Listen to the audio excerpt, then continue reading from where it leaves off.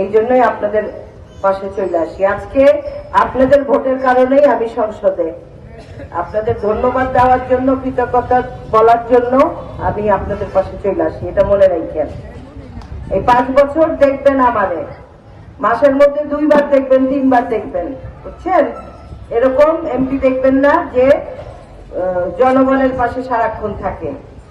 আমি আপনাদের কাছ থেকে আশা করব যারা ভুল করছে এই নির্বাচনে তাদেরকে ফিরাইয়া নিয়ে আসতে, তাদের টিকিটাও দেখবেন না আপনারা। আর আওয়ামী লীগের দোষর আর আওয়ামী লীগের জায়গা ফরিদপুরের বুকে হবে না, বুঝছেন?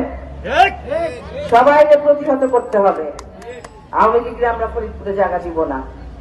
আর এখানে আপনাদের নেতা মজিবর ভাই এবং এখানে আপনাদের চেয়ারম্যান ইলেকশন করছে আলম ভাই, এখানে আমাদের ডিগ্রিচরের সেক্রেটারি আছে সালাম চাচা এবং ডিগ্রিচরের অন্যান্য নেতৃবৃন্দ আছেন, হ্যাঁ হান্নান ভাই আছে, সেলিম আছে এবং অন্যান্য নেতৃবৃন্দ আছে।